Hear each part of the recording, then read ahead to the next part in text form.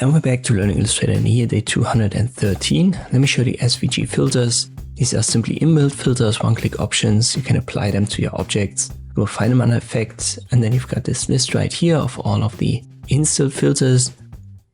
I haven't expanded them yet myself, so this should actually be the default list currently in Illustrator.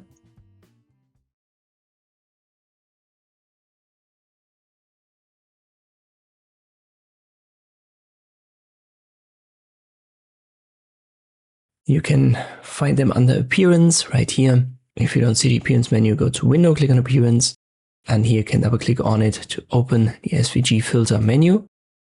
When you've got it, don't delete it right here because that deletes the preset. You want to delete it under Appearance if you don't want to have that filter anymore for your object.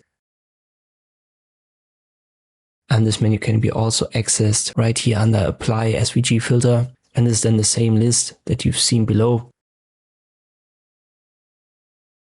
So here's the wood grain again. Here are, for example, a couple of shadow and blur filters that are inbuilt.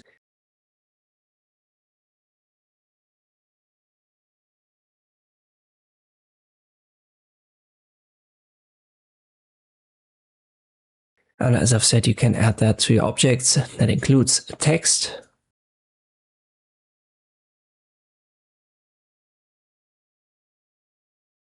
Some filters, they actually override the fill color. So if I use here simply a black text element, SVG filters, I apply it.